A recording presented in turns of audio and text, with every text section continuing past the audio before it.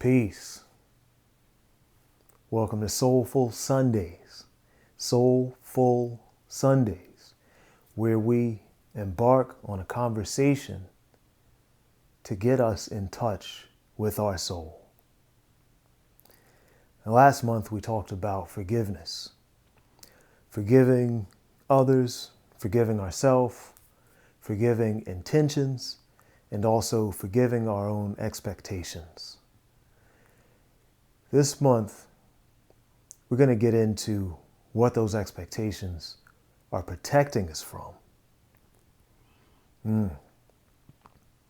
Our expectations are really only there to protect us from our fears.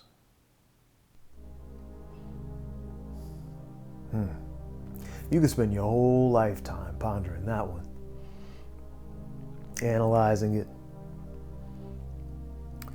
But I'll break it down to you right now, how I see fear. Fear is essentially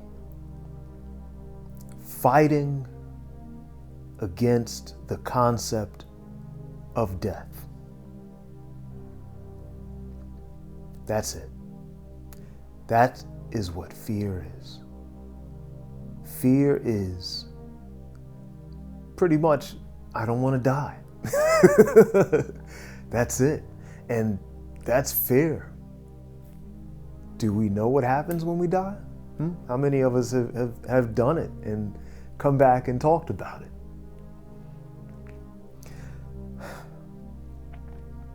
Death can be very scary. And I'm not here to sit and really harp on death right now. I think that's a very deep topic. But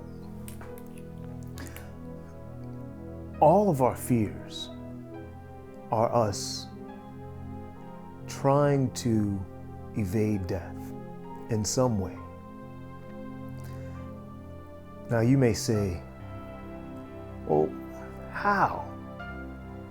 I'm afraid of splitting a pole. When I'm walking down the street with my friend and I see a pole and my friend goes on one side, I stop and I go to the other side. So you telling me that fear is a fear of death? And I say yes. Yes, it is a fear of death. Maybe not physical death. Maybe you know logically that you're not going to die if you split the pole. But conceptually it is death, because the way that you see the world exists in one way. And when I say conceptually, what I'm really getting to is the ego. The ego is the sum total of everything that you know about yourself and, in some regards, the world, and where you decide you fall in the context of those two. Now that's a big definition for a three-letter word. And it really doesn't help you see what it really is. The ego is everything that you think about yourself. Every creation that exists conceptually about yourself is the ego. Now, most of us have a very rough time seeing the ego and separating it from who we really are. That's not anything taught in schools. You can't go to college for this. In fact, society teaches you to attach to the ego. Society teaches you to be the ego, because if society can tell you what you should be and you decide that you need to be it, then society benefits. You need to work a menial job and you need to let people disrespect you. That's your ego, because you are not very good. You are not somebody who deserves respect. That can be a part of your ego makeup. And if that's a part of your ego, then when people disrespect you, you go along with it, because that's your ego. You say, people disrespect me. That is a part of you conceptually. Your ego, it's like a kid who wants to play hide and seek. And it finds some great places to hide. It'll hide behind your memories. It'll hide behind your anxieties. It'll hide behind your sadness. It'll hide behind your joy. Your ego knows how to hide so that you don't see it. So in order to actually get to the core of the ego, you have to learn its tricks. Now, the number one thing that the ego is afraid of is death. The physical body isn't really afraid of death, but the ego is. The ego is terrified of it. And it's because it doesn't know. Your ego is made up of everything that you know. So the things that you don't know are terrifying to the ego, and they represent death. This is why every single fear is about death. And 9 times out of 10, it's about the ego being afraid of dying. Okay, let's say you have children and you tell your child, go to your room.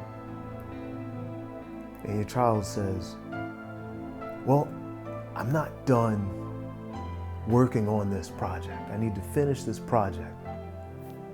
And you, as a parent, growing up, you learned children always do what the parent says. So you snap on them.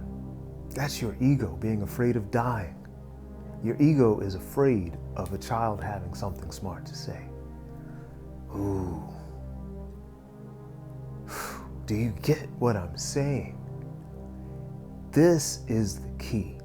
If you want to get in touch with your soul, you have to figure out your ego's tricks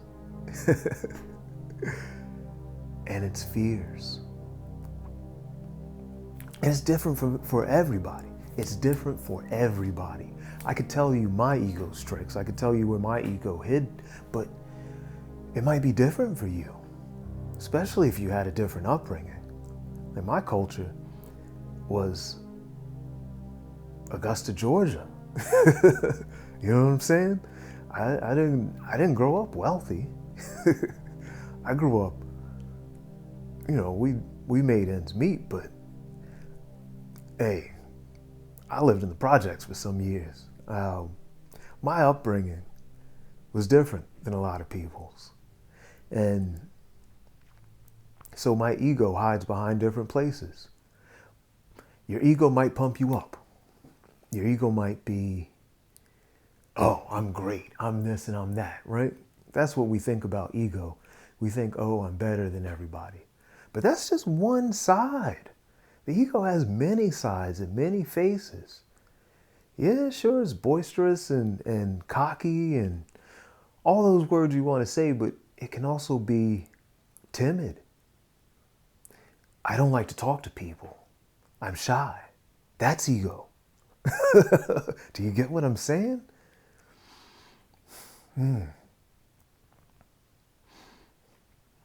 I can't make this music, or I can't write this poem, or I can't do this job. That's ego. Because it's what you know about yourself. What I'm telling you right now is that you exist beneath the words. The ego can't really exist without words. The ego needs to constantly remind itself that it exists. The ego needs to constantly talk, because in silence, in pure, absolute silence, the ego disappears.